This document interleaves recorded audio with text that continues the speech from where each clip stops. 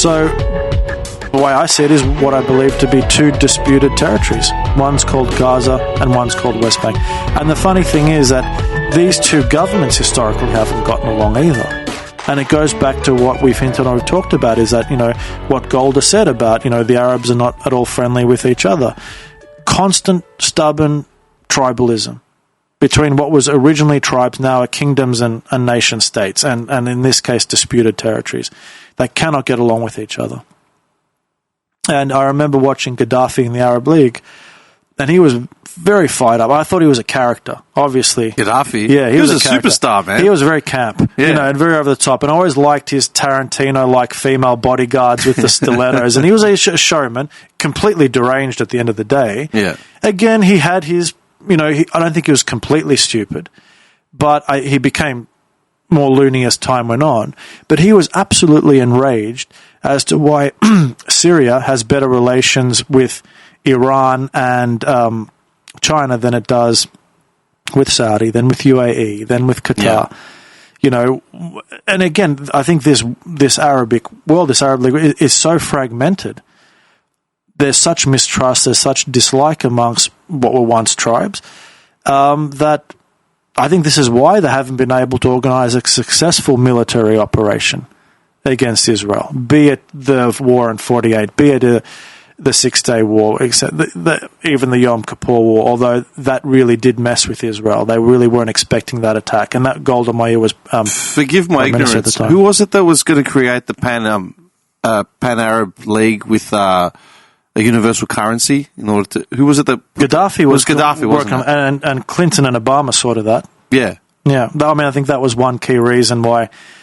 One of many key reasons why Clinton wanted him gone and wanted that region... they destabilized the region, obviously. If there's so much anti-Western sentiment, right, amongst the Arabic leagues, the Arab leagues, they would have, with all the resources, all the power, all the money, all the weapons, they would have grouped by now and done something significant to make a dent and establish something that was stable as a unified, you know what I mean? They haven't. They never have. No. There is no unity. There is no... There's very little unity, and then that there's the Sunni-Shia rivalry as well. My next thing was going to be, they're so splintered religiously, even though they still fall under the same umbrella. And it's a good thing that I think that should keep going, that rivalry, because if Saudi and Iran ever become friends, I think we're screwed. Oh, 100%. But, Saudi is a US ally, and I think despite whatever Wahhabism they import, and, it's still, all they do have had their hand in a lot of extremism, obviously, and they have supported a lot of organizations, probably, underhandedly under the table, so to speak. They've never been outward about it. But, obviously, you're not going to see Saudi do anything in this current situation.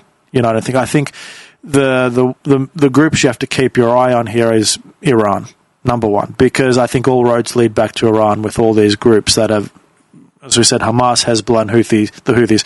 Hezbollah and Houthis, that minor attacks, but still heavily funded by Iran. I think you should keep your eye on Syria as well, and keep an eye on Syria in regards to this matter.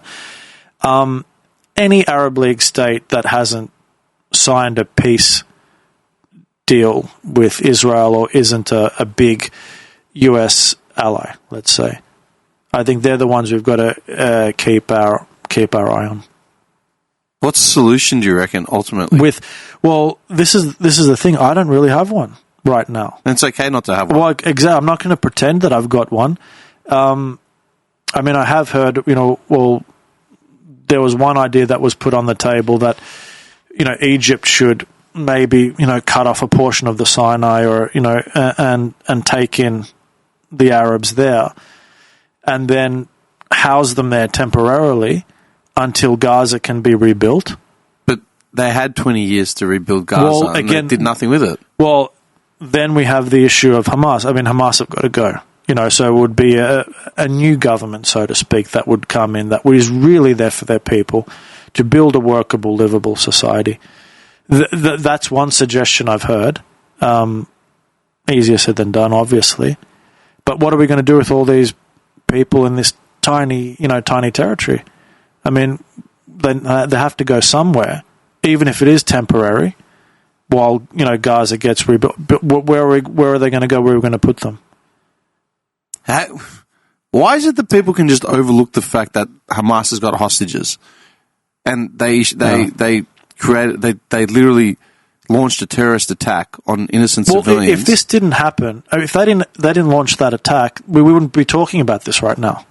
Yeah. We wouldn't be sitting here talking about this issue right now. Does it come back to just Israelis fitting that archetype of white villainous Westerners? Yeah, well, they're seen. Do you reckon that's why it's just so easy to perpetuate this? It's easy to perpetuate this propaganda and this mythology because of those identities: white skin, Judaism, Jewish, and we said it equals the dollar signs. It equals this idea of a white skin colonial collective. That's why it's so easy to frame it this way, and that's why I believe we have a free Palestine movement. And again, you look at the rainbowists that have joined this. I thought it was very amusing. I was reading a case of a Free Palestine march in London, and what was wonderful was you had all these queers come down with their rainbow flags. And it was wonderful because there was a group of Arab Muslims that chased them, abused them, and chased them off. I just thought that was wonderful because they don't like them. I mean, and again, it's in the homosexuality, queerness, whatever.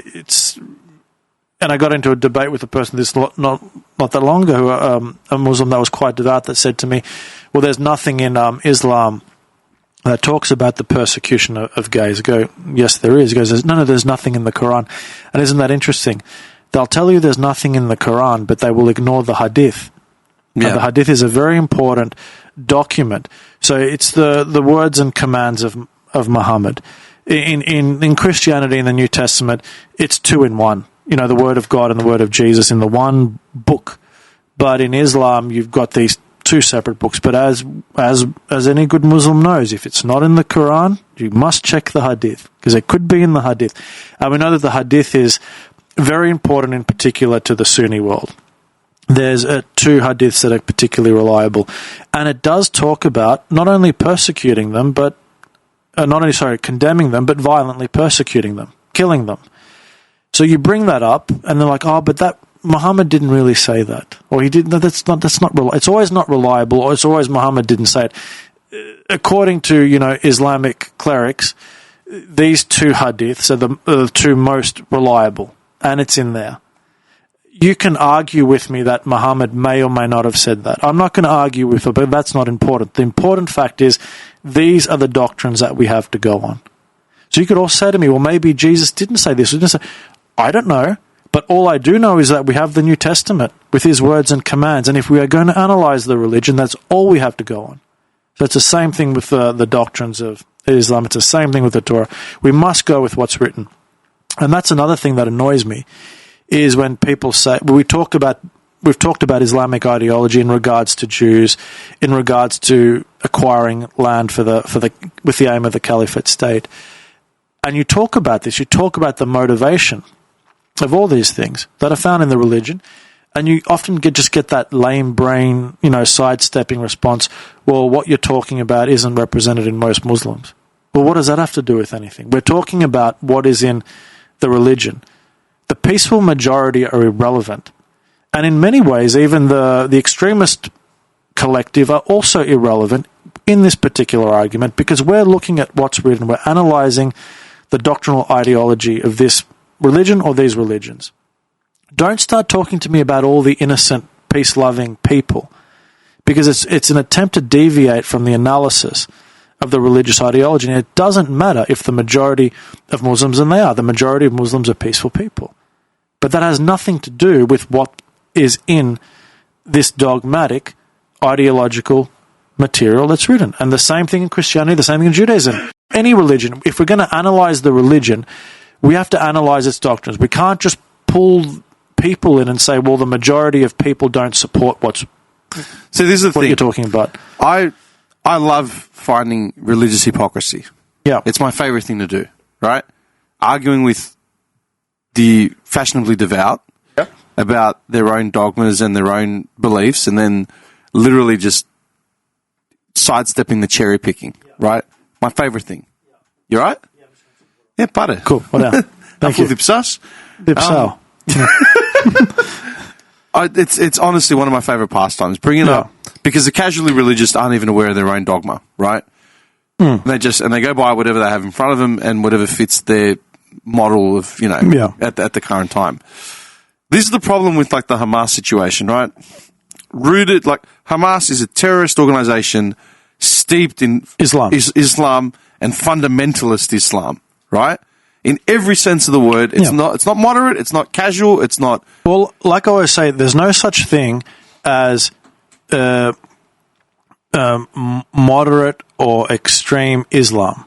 Yeah, there's moderate and extreme Muslims, but there's just Islam. There's Islam, and the majority of it happens to be extremist. Exactly. In the first part of it, in Muhammad's early days in Medina, it was a peaceful spiritual movement till he. In Mecca, till he ended up in Medina.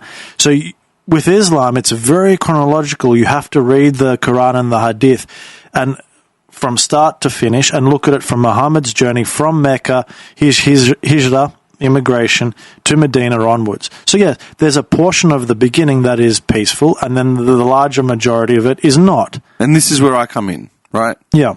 As a Gnostic atheist, leaning atheist, right? For me, your religion doesn't mean shit to me. It can be what it is to you. You can be devout. You can be whatever you want. You can believe whatever you want to believe, right? Yeah. Ultimately, if I throw it all out the window and I don't make my critical thinking or my secular decisions based on your fucking religious movement, right? So then all I've got is the intent behind your actions. If you took, like you said, you could have moderate Muslims or, very easy, whatever it is, right? Peaceful Muslims. Versus extremist Muslims. Versus the actual religion itself. Yeah. Okay? Yeah, okay. Not every Muslim you know is going to be hell-bent on building a caliphate. They don't care. No. And they'll drink at Christmas time. Sure. Because they don't care. They'll celebrate Christmas even though it's haram. And I could care less, right? You can do what you want. I will be with you at, when I was in Malaysia, I was there during Ramadan. Yeah. And I didn't drink on the streets. No. There were American tourists drinking on the streets like idiots. Yeah. And I was like, what are you doing? You're in one of the biggest Muslim countries in the world and that's you show your respect for the predominant culture, which is exactly what I would do if I was there. Remove all that and just look at the situation with Hamas right now. Hell-bent Islamic militants that are a terrorist organization. How can you possibly support that ideology? But when you know full well what they're doing. But then again, people don't know full well what they're doing. They don't understand the Hamas mindset. Okay. They see them as mere freedom fighters fighting a white-skinned, colonialist, oppressive collective. The reason why is because they don't understand the whole mindset behind Hamas. They don't understand the charter. They don't understand their philosophy. They don't understand Islam. And if you don't understand Islam, or at least a good portion of it, if you don't understand jihadi principle, then you have no understanding of the entire situation, of this current situation in particular. Because if you don't understand that, then you cannot understand the mindset of Hamas.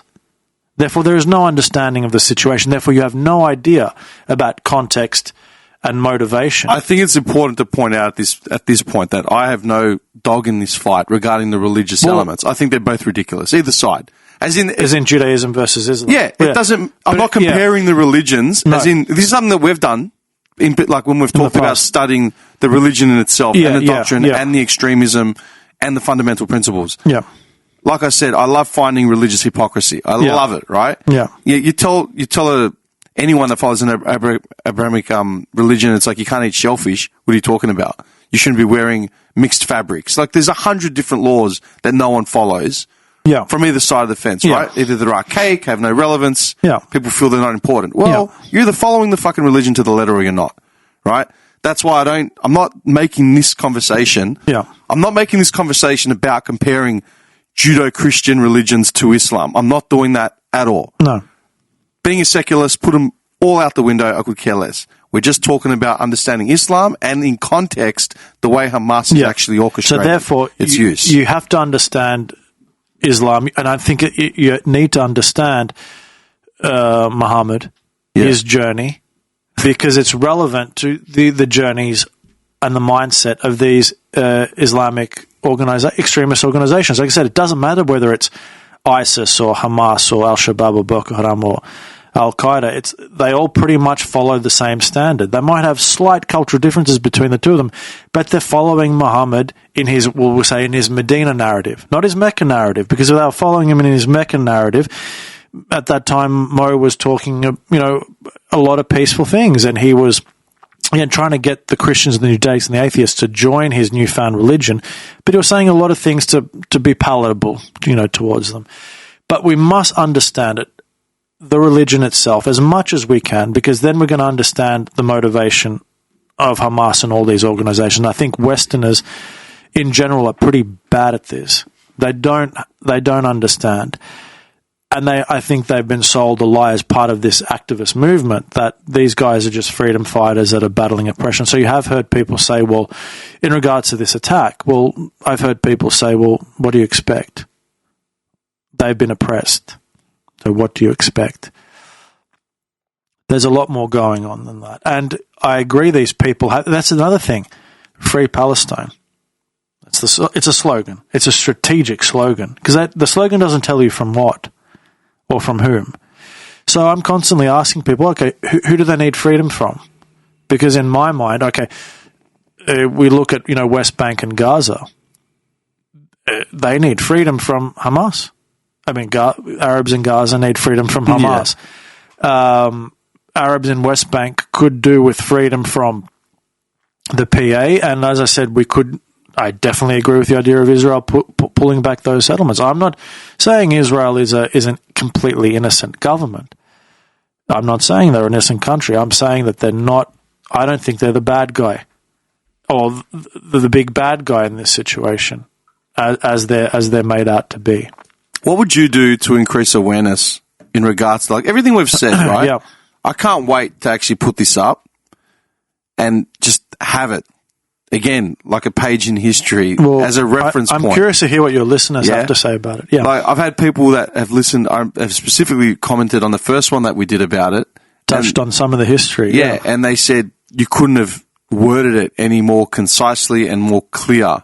Right. Well, I've tried my best, and you can see I've got no notes. No. I'm doing this from off the top of my head. All off the top, which means you're clearly passionate about this. And I'm pretty sure I said the same thing. And I've got no skin in the game either. Exactly. That's the other thing. I'm not Arabic, I'm not Jewish, I'm not Judaic, I'm not Muslim. We live here. We enjoy the fruits of Australia. I'm fascinated. It's one of my favourite topics, but I don't carry skin in the game. And that's nothing maybe because I am into it and I do talk about it with such conviction and interest that some of your listeners might think that I do have that I might be Jewish, or I might be Israeli, but I'm not. And that's why I said I'm coming from the point of I'm not comparing just which religion's more depraved, on an ideological level. I've got no skin in the game. That I don't care. No. Yeah, I mean, I think that we can, and again, that's a conversation we can have, and we have had that conversation because we've compared the major three. Yeah, and we've come up with a conclusion as to which ideology is more problematic for humanity. Yeah, that's an entirely different conversation to have. Yeah. I'm just talking in the context of the current situation and understanding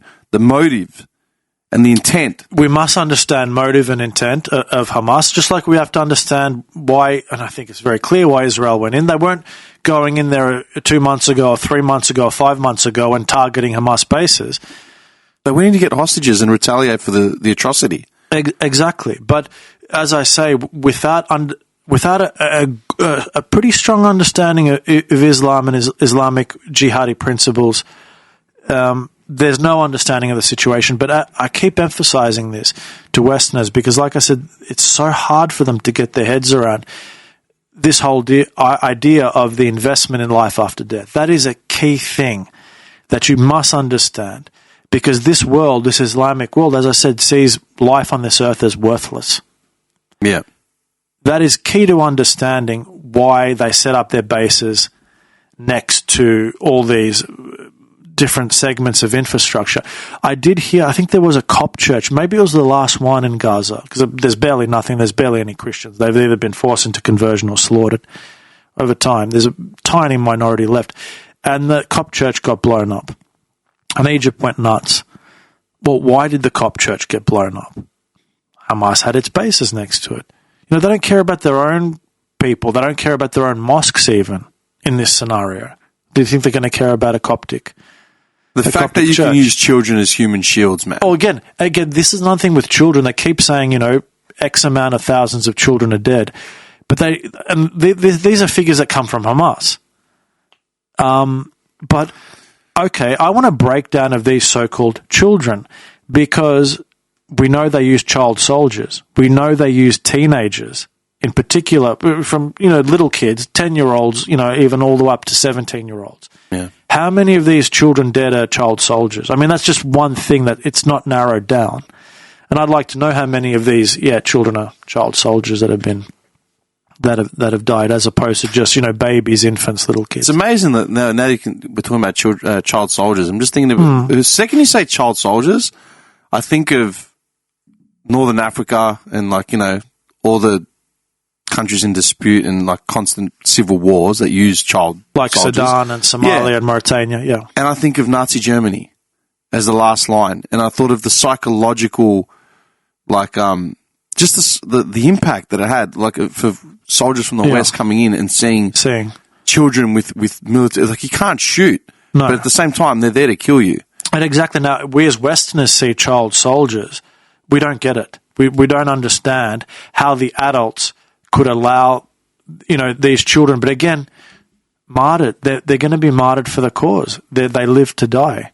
It's no issue for them. It's crazy saying that. Because of the way we're raised from a cultural perspective in the West, we just don't get it. And I think that is also key. We have to understand these Islamic principles, which Hamas promotes, they indulge in, just like all those other organizations that we mentioned. So without understanding that, there's no understanding the entire situation, as I say. It was interesting, Douglas Murray also made a point of, he said, even the Nazi Germans who were executing and slaughtering Jews and others in the concentration camps had to go home, or they went to bars and drank themselves into stupors because of their guilt, because they felt horrible of what they'd done. I don't think you're going to see Hamas soldiers or militants going into the bar after they've finished fighting for the day to drink, suppress their PTSD, basically. Their acts of murder and terror, because you can see and hear it's celebrated how elated they are. And this Islamic disdain of Jews is, it's absolutely visceral. And again, a lot of wokists and Westerners will think, okay, well, they hate Jews because of the Israeli occupation of the land of Palestine. Yeah. That's where Islam stems from. The hatred. This is the beginning of their hatred. Really? Well, you don't understand the history, because to understand the history, you've got to go all the way back. And another thing, may I point out, I think there's a great deal of excessive envy in the Arab world, because remember, this piece of land under Ottoman rule was desolate. A lot of it was, swamp and desert, and it was just unworkable. And the Arabs really they never were able to do much with it. But then as the Jews kept coming back, they were able to turn it into ecological, productive land, wonders, which is why you had subsequent Arabic immigration, from the Gulf and from other parts of the Middle East, people coming in to partake in that. I think there's also a great deal of envy there. Apart from the religious hatred and the rest of it, I think there's just seething hatred that this group was able to do something with this soil that another group that was living there for a long time couldn't manage to do. So I think that also comes into play as well. Okay. Like I mentioned before, I've been feeding off the socials and just seeing what people are resharing just to try and get a gauge on the climate, Yeah. And it's so contrasted, man. The clear divide between left and right. And these are people that seemingly have been part of the same social groups forever. Yeah. Even friends of mine, friends I've known for 30 years, and I'm watching these complete left and right. Yeah. I don't know how to broach the subject with anyone. How do you do it to people I've never seen people so passionate about something. Well, a lot of them are passionate because they're riding on the slogans of the brand, Free Palestinism. Again, they're passionate because they've been presented with two sides. One side that bears certain social identities, another side that bears another one. And they will align themselves with the group that has these disadvantageous social identities. So they ban with that. I think there are some people that are just genuinely naive and ignorant to, they just go on a few headlines and slogans, but you will find people that are open, that are willing to perhaps listen. There are others that are completely closed. And I mean, the minute you start challenging their ideas, they'll shut off, they'll block you, they'll scream at you, whatever. You can't have a conversation with these people. But if you're to have a conversation, I think it needs to be, and again, we've been talking for nearly 2 hours now, I think, and we've covered a lot of ground. The way that I would tackle it is exactly the way we've tackled it tonight. You've got to give them historical context. We've got to talk about the land itself. We've got to talk about this Palestinian identity. We've got to talk about this so-called Arab land. We've got to go through a summary of history of the ancestral Jewish homeland, the former Judea under Roman rule, all the way down past the British Mandate onwards. And then we've got to tackle the current situation, which without having the historical context doesn't make much sense. You need the historical context.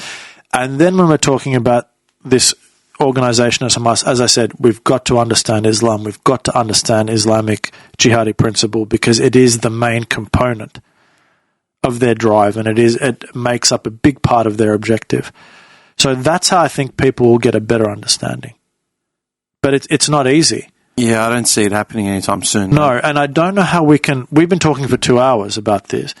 I don't know how to summarize it in 5 minutes, in 10 minutes. People don't have the attention span unless it's a 40-second TikTok reel. Yeah.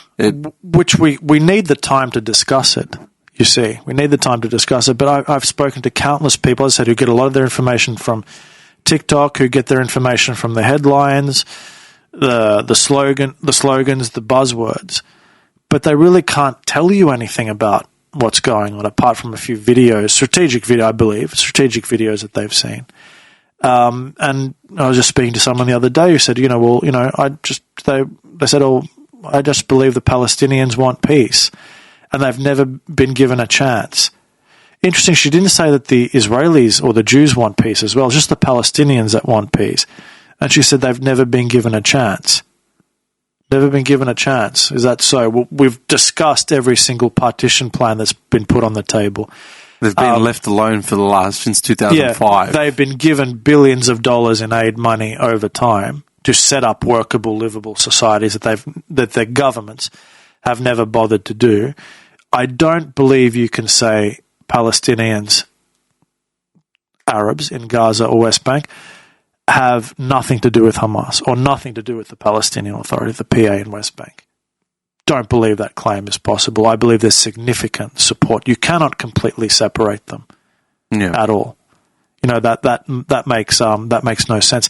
And again, it's the only time we hear this. I think it's very rare that I hear people claiming that a government that is initially elected has nothing to do with the people that live in that country or live in that region or live in that territory. Just like saying, well, the Labor government in power federally here in Australia has nothing to do with the Australian people. Well, yes, it does, because the majority they were elected and freely elected, and that there is a majority of support for this government's policies.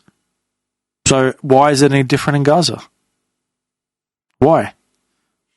You will have people that don't support it. I'm not saying that every single Arab in Gaza, the over 2 million, every single 2.4 million or whatever it is, support Hamas. But I'm saying that they have to have been a majority.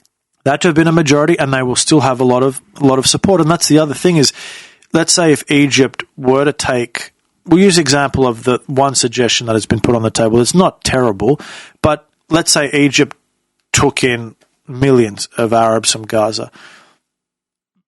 There's no way they're going to absorb them into their country because it's just not practical. But the idea of maybe cutting off a portion of the Sinai or housing them somewhere temporarily until Gaza can be rebuilt, until we can introduce a government, and again a democratic government that cares about its people.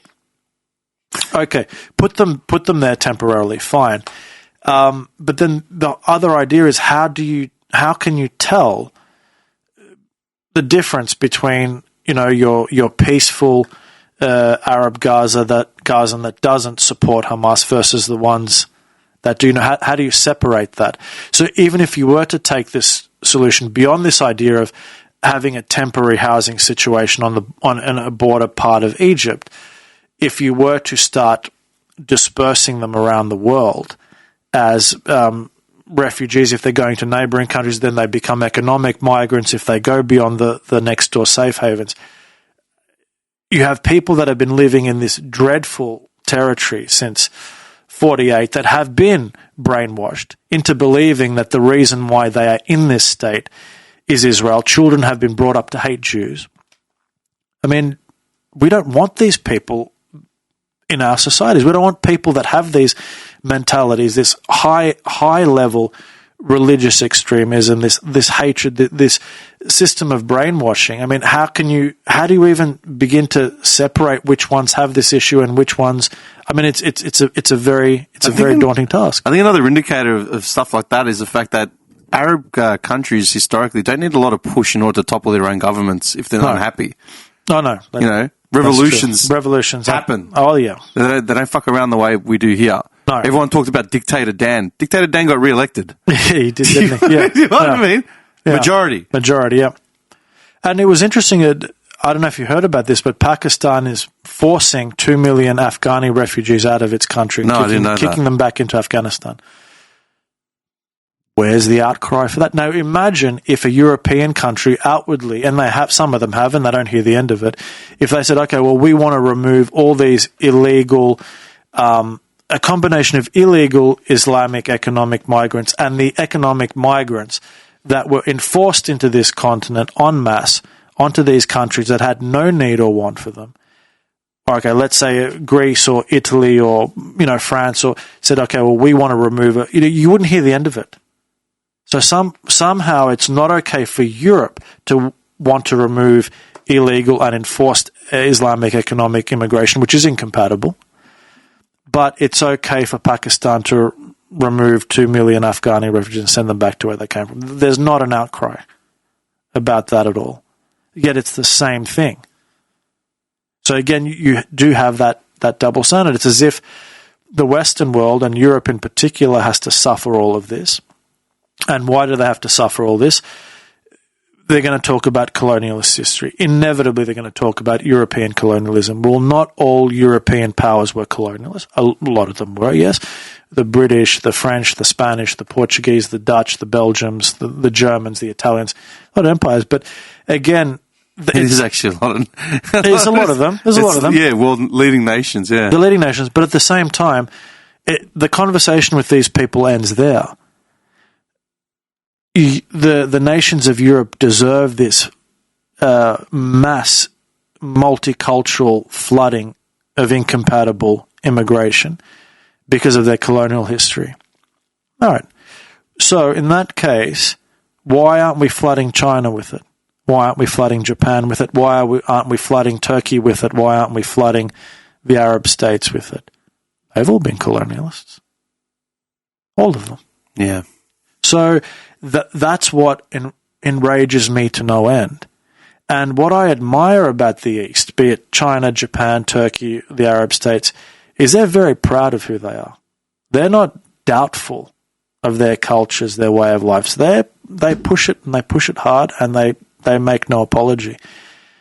Unfortunately, it's the flip side in the West.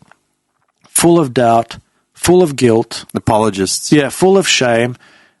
Massacre self-flagelists. How is this, how is this healthy? How is this healthy for a society? We have so much to be proud of. We do. We have so much to be proud of our civilizations, of our nation states and our cultures. So why aren't we proud of it? And, what annoys me is, just a side issue here in Australia, we seem to be quite ashamed to celebrate Australia Day. Now, you can talk about changing the date. I don't mind if the date is changed. I have no problem with it. Doesn't really do much at the end of the day, but if you want to change the date, fine.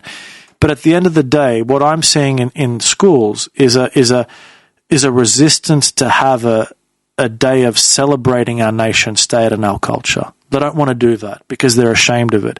Yet they're more than happy to push a foreign cultural practice, which only happened quite recently, which is a pretty superficial cultural practice of confectionery and costuming. We're seeing schools push Halloween. And I've asked a lot of friends and acquaintances I know that have children. Halloween is being pushed hard in schools. Why are we pushing a superficial consumerist American cultural practice through our education system? But why aren't we pushing a day of national celebration where we can celebrate all the positivity and all the wonders of our nation state and our culture? Why aren't we doing that? You think about it like on a world scale, Australia's a pretty fucking incredible place. Oh, it's wonderful. You know what I mean? The opportunities that our parents had when they came here wonderful. would never have gotten anywhere else. No. You know? And we're constantly in that list of the world's most livable countries. Yeah. Melbourne's always in the list of the world's most livable cities. There's a reason for it. You know, it's not just, we like the people or it's friendly. They look at everything. They analyze quality of life. Okay, it's expensive in many ways, I get it, but we have quality of life here. We've got great employment opportunities. We're safe. There's a lot here to be proud of and grateful. And I would like to see schools, because a lot of it starts in the school system, you know. Do you remember, I don't know how long ago it was, but there was a big push about halal certification. For a while, People didn't want it. They thought it was funding regimes and all that sort of shit. Ironically, in 2023, we've now got Hamas being portrayed as some sort of freedom-fighting libertarian group.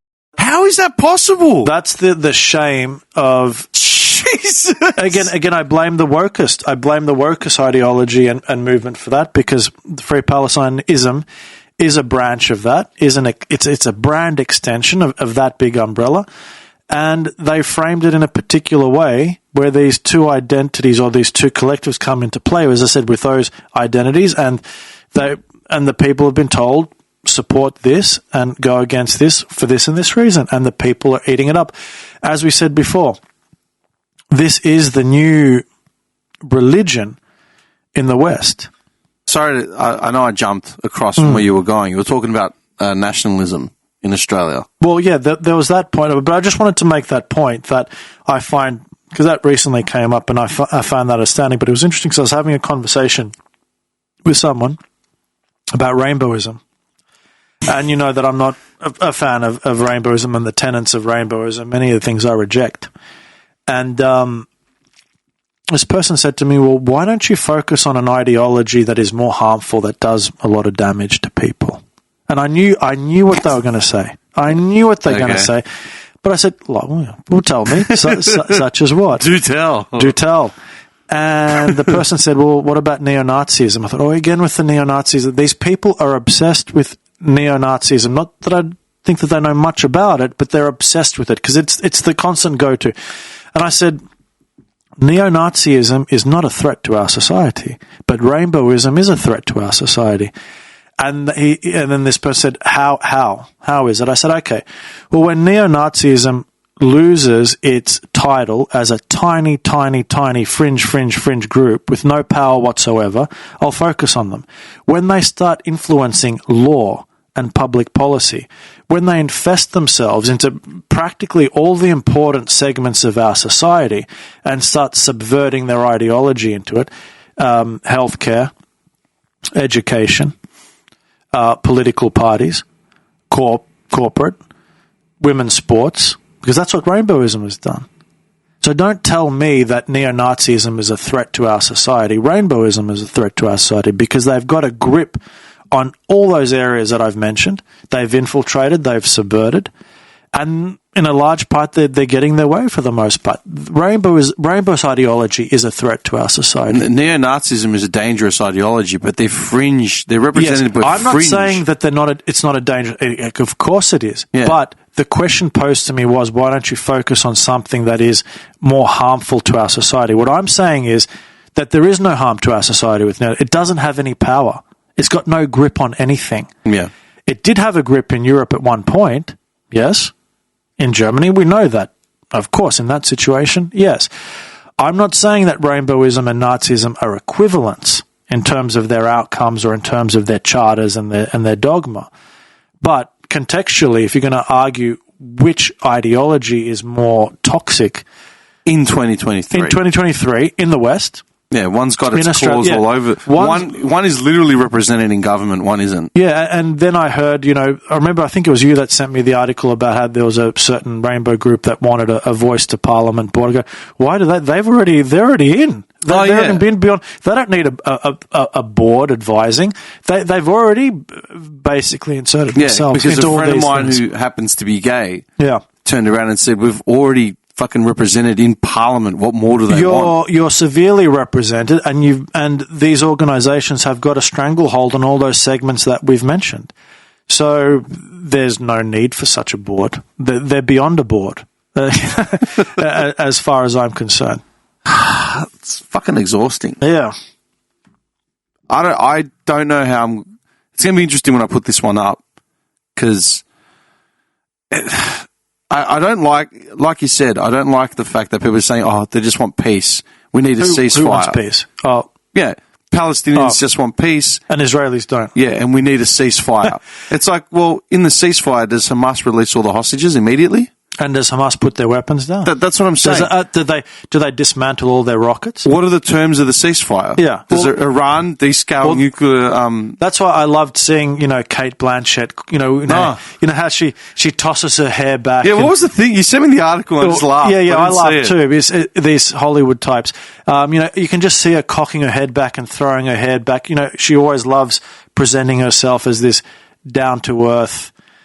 So in touch when I think she's a snide, closet elitist, but they love pontificating. They love consistently performing. Oh, Kate Blanchett is calling for a ceasefire. Does this woman actually know what goes into a ceasefire? I don't think she understands that. Then we had silly Susan Sarandon, who, I've lost a lot of respect for her over the years, particularly with her nonsense on the island of Lesbos. But Lesbos? Yeah. Well, she was there during the immigration crisis, running around thanking the Greeks for taking in all these unwanted economic migrants. She said, well, I'm here. Are you talking about like the Syrians and the Turks that piled in? The Arabs from Syria, plus economic migrants. As in the migrants. Syrians coming in through Turkey. Plus other economic migrants coming from other parts of the Islamic world. But, she said, well, I'm here because, my parents were immigrants to the US. Thinking, how dare you compare the two? First, and I've had that argument thrown at me a few times. First of all, if we take Sarandon's parents, or even say, my grandparents, your grandparents to Australia, you're comparing two very different things. You're comparing, we're talking about the immigration into the US of the Italians, or say the Greeks in Australia. It was legal immigration. It was controlled immigration. It was documented, regulated immigration. And guess what? Those countries needed these workers to build the infrastructure. Not only that, people coming from Europe were largely compatible, both culturally and religiously. My mother, I did the podcast in here with my mother earlier in the year. She was put on the migrancy program in the early 70s when she was in Australia. I asked her what she did in Greece before she got here, as in what was part of the program, and a lot of it was about cultural things. Yeah. They were taught about Australian culture and what to expect and how to assimilate. And again, the Europeans coming in to Australia were more so compatible, not entirely, but far more so compatible than they would have been with other people in other parts of the world. So you compare that type of immigration to this migrant crisis that Sarandon was in Lesbos for, trying to, giving out teddy bears and giving out clothes and shawls for people and thanking every Greek she could get her hands on for helping. That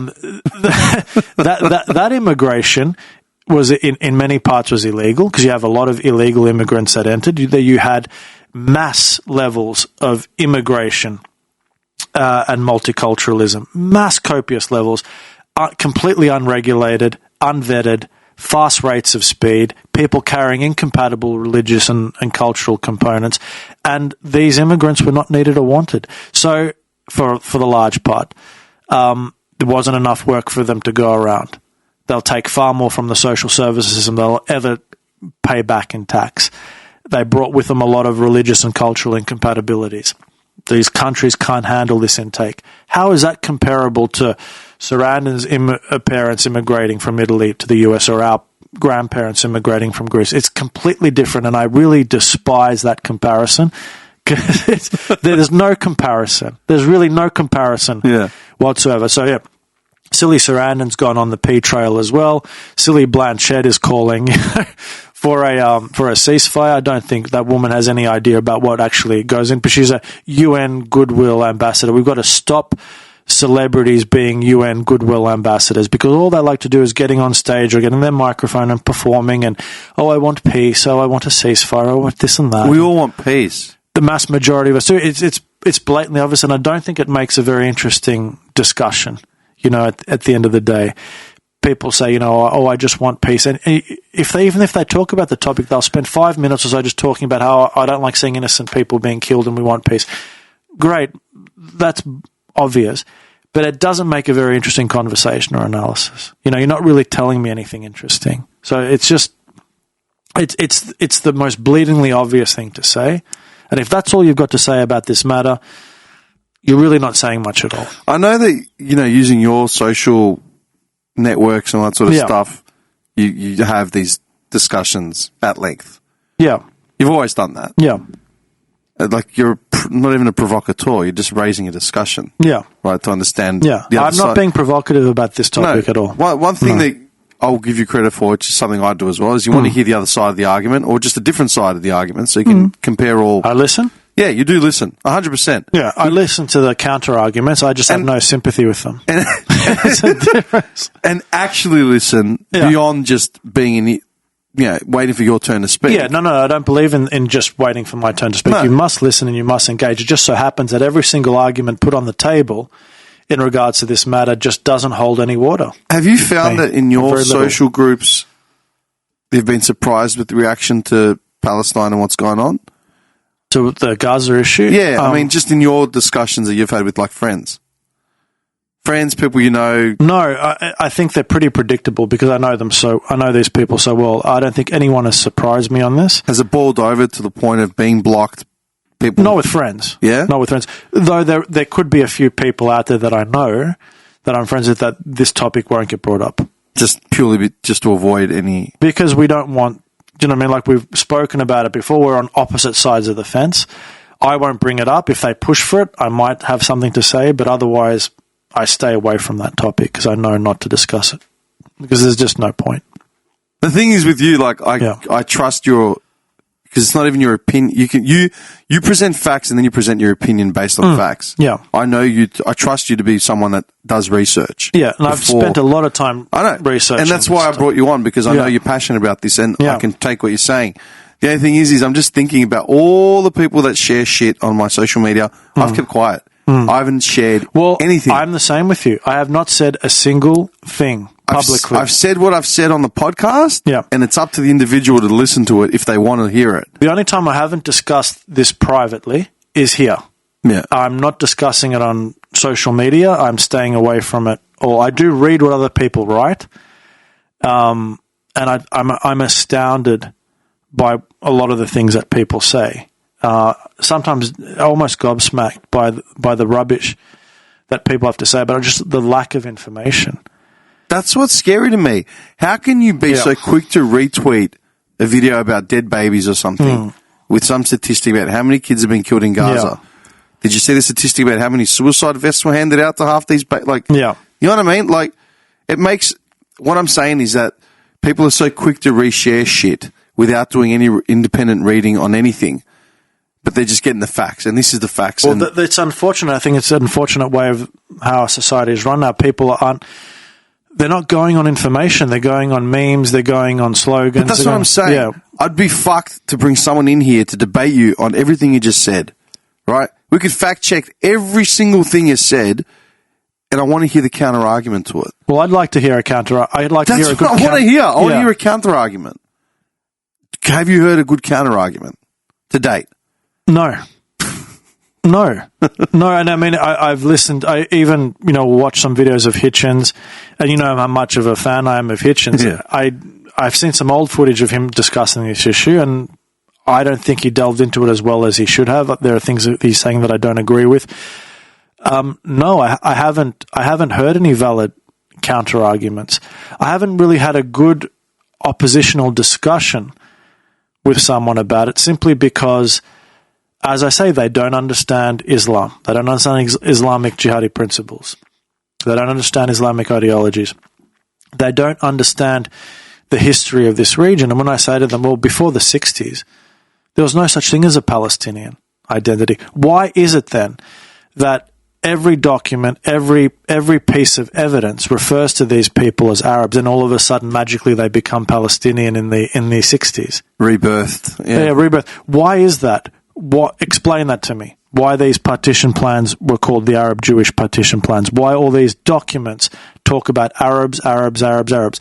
There is talk of Palestine because we know it was a British mandate, but we know that the reason why this land was called Palestine was British mandate Palestine. It was the British that gave this land that particular title at that time by virtue of the British. And as I said, the Jews and the Arabs weren't particularly fond of the P word, and then after the British mandate, there was no usage of it. They abandoned it. But, I've seen the archives. I've seen the footage of the British mandate Palestine passports and the British mandate Palestine currency. The British were quite swift. I mean, they developed currency. Prior to that, what was the currency in that region? It was whatever the Ottoman currency was, for centuries. Look at archaeological history. There's no evidence of a Palestinian people, but yet we're told now all of a sudden that they're the direct descendants of the Canaanites, just like the Copts are the direct descendants of the Pharaohs. That latter is true. As we say, the former is incorrect. Predominant Arab ancestry with a mixture of a handful of other strains that happened to be in that region at that time that got bunched together. But no, it's not one descendant of the Canaanites. Absolutely not. We could go on and on about it, but again, how many people know about this, this history? And I find it very difficult to have a conversation with people on this topic if they're not versed on the history of the region, and they don't have that understanding of the elements that we need in order to understand Hamas, so we can understand their motivation and their reason for doing things. So then what would you say to anyone that would have to, what's the word I'm looking for? Yeah. For further education on this matter, what would the starting points be? Understanding Islam. Understanding the context of the history of this region. I recommend you go all the way back and look at the ancient ethnic tribes that came, the Canaanites, the Jews as such. Look at the Roman the Roman era, obviously. Look at what happened to the Jewish people onwards. Look at the Arab Islamists. That's very important, knowing about the Arab Islamist colonialism and expansion throughout the Middle East and North Africa. Learn about the Ottoman era. Learn about the British era. And again, you'll hear about, like I said, there was an Arab on Q&A that said, the Zionists came in and I've read little sonnets and poems that kind of go with this stuff. Sonnets, yeah, little attempts at sonnets. The Zionists came in 48. They took our land, they killed us. Really, is that what? So you're completely forgetting about or conveniently ignoring absolutely everything that came before that and during that. So you hear these, and again, because people don't know about the history, they'll take their word for it because they don't know about the 5 Arab nations that attacked. There's no talk about British control and what was going on between the Arabs and the Jews and the British. The Nazi pact, the Nazi-Arab pact, no talk about that. No talk about the Arab majority that began persecuting the Jewish minority, from the 20s onwards. There's no talk of this. That's all very important. I'm surprised that your friend Shapiro hasn't been retweeted more often. Somehow Ben Shapiro finds his way. Yeah, your friend. Yeah. I find it interesting that typically people that I know that would be conveniently right-wing when it's convenient. Yeah. Shapiro finds his way into their retweets and reshares. Surprisingly, Shapiro would obviously be pro-Israel. Very much so. And I've watched a few of his clips. I generally don't like Shapiro. I used to like him back in the day until I realized he was a fraud. But when I've watched him talk about these issues, I tend to agree with a lot of what he says. Yeah, recently there's footage of him at Oxford debating students at Oxford. That wasn't too bad. He brought up some good points. But the interesting thing with Shapiro was that even he didn't cover a lot of this history that we're talking about. Yeah, and I'm surprised that he hasn't worked his way into the algorithm. Yeah. Because the same conveniently right-wing people will bring him up when it threatens Judeo-Christian values or some shit. But not this time. Well, I'm seeing a lot more of Douglas Murray. He's really into this, so we're seeing a lot of Douglas Murray. We see a lot of Piers Morgan, who I don't think has anything interesting to say. Douglas Murray does have a lot to say. We're seeing a lot from Brigitte Gabriel, who is that, I don't know if you know Brigitte Gabriel. I don't know. She's a Maronite Lebanese woman who lived in a bomb shelter for 7 years as a girl during the Civil War, hiding from Hezbollah and the Islamic extremists. So and, her family was praying for the day that Israel would, come into the south and get rid of Hezbollah, get rid of the PLO, for example. She talks a lot about this, and she's got some very interesting things to say as well. But I think those two figures, Murray and Gabriel, I'm seeing a lot coming through, let's say, on the YouTube and the social media. Again, a lot of Piers Morgan, but I'm not a fan. I don't think he's got very much. It's basic. There's not much coming from him that's very interesting at all. But I think those three figures seem to be the most prominent on, let's say, YouTube. Also, Melanie Phillips, who's a British Jew, I think she's come out quite a bit. And there's those guys from Trigonometry. Wouldn't know. Yeah, there's a Russian Brit and an English Brit, and they had it was a Weinstein and Sam Harris. I forget the first name of the guy that was called Weinstein, and that was a very intelligent discussion. And they also covered the ideas of having to understand Islam and understanding jihadi principle.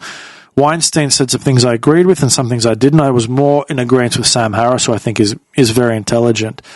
But again, I'm paraphrasing, but one of the greatest things Weinstein had said, he brought up BLM, and he basically summarized it as being a brand, and a brand similar to that slogan of, I can't believe it's not butter. When referring to margarine, it's the branding and the marketing behind margarine. It's a kind of thing that, you can't disagree with as a slogan. Do you know what I mean? Like, Black Lives Matter. Well, They do. We can't disagree with it. So I've always said the only thing I agree with in terms of BLM is the literal slogan. Yeah. Everything else is rot as an organization and a movement. But that's its genius. If there is any genius behind BLM, it's its literal slogan. If there's any kind of, cleverness behind the Free Palestinism, apart from it's using that structure of pitting certain identities against each other, which works with the groups that follow it, is that it's got an emotive and, slogan. But as I said with that slogan, from what? I want to know, what are we freeing? Again, I don't use the term Palestine, but what are we freeing West Bank and Gaza from? But it's catchy. It goes on badges, it goes on banners. It's highly emotive. And it seems to work. It seems to win people over. But again, you ask most people, they say freedom from Israeli occupation. So then we've got to go through all that, and we've been through that, but we would have to talk through that. Israeli occupation, they were never occupied. Well, Gaza was occupied by Egypt from 48 till 67. Israel occupied it from 67 onwards, yeah? Gave it up, but they have to monitor and survey the area, or they're dead. They have to monitor all those potential inroads. They have to monitor what goes in and out, because if they turn their backs, they're gone.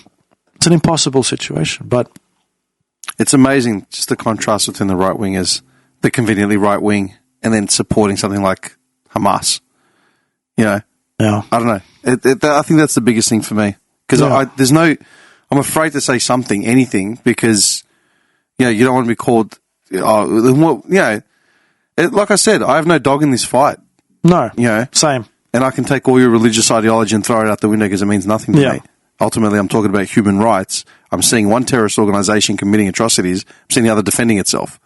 What do you want me to say? Yeah, though they're called the terrorists as well, or they're labelled the terrorists out of the two. And again,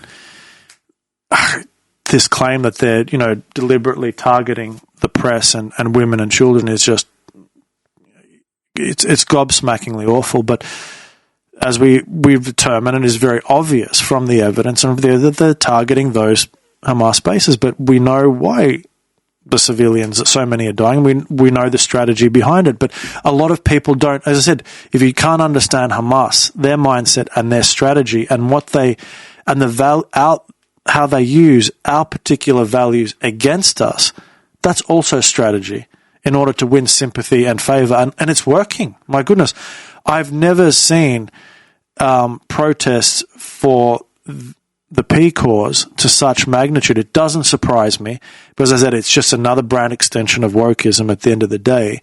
And even with Ukraine, though the protests against Russia, pro-Ukraine, is nowhere near as intense as this.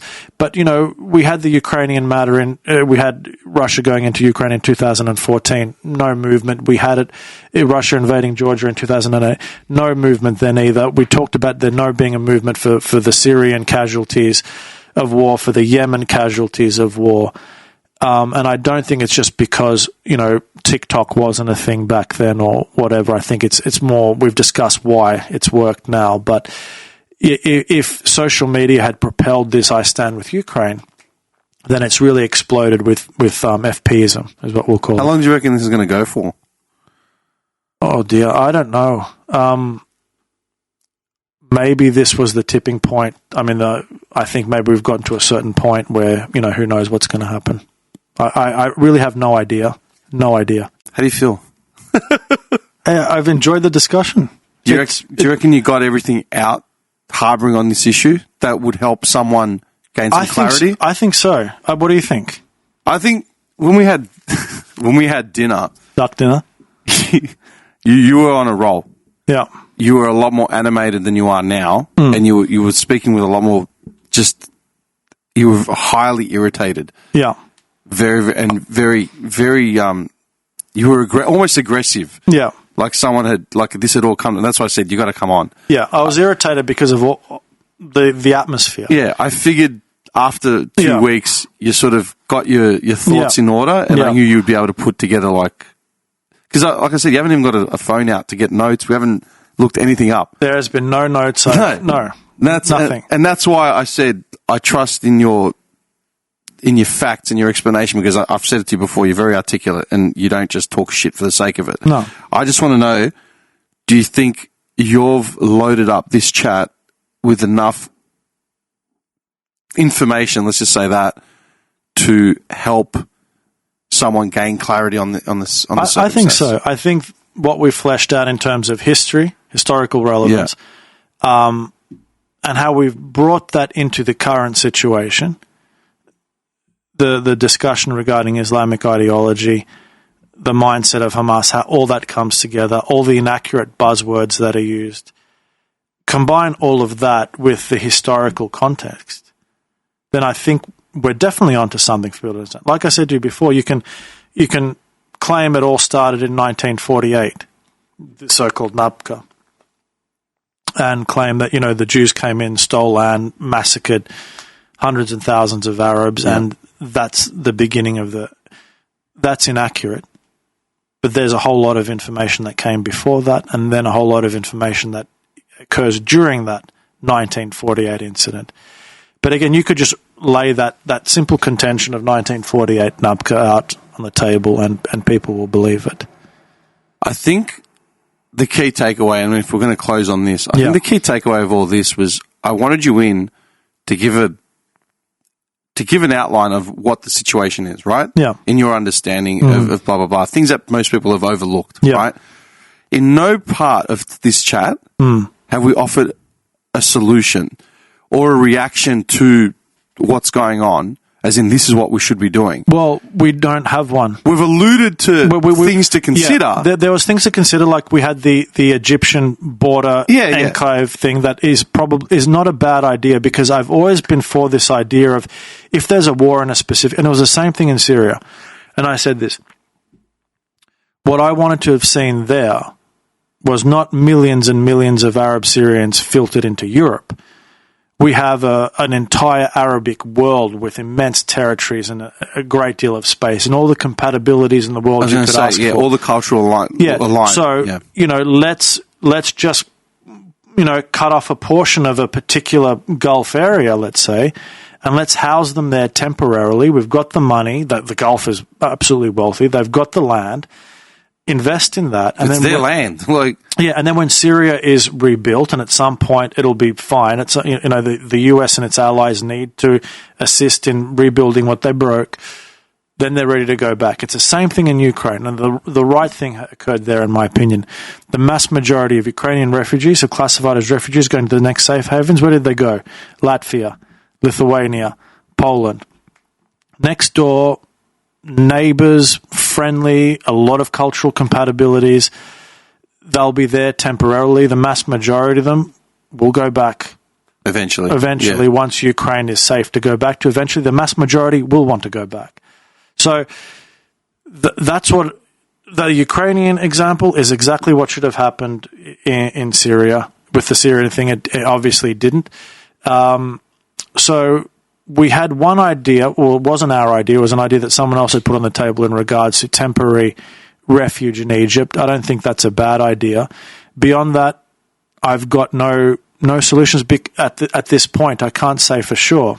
But none of what we've said paints either one person as the oppressed of, like, you know what I mean, like free, something as bold, emboldened as free Palestine, free Israel. Like, you know, there has to be a ceasefire.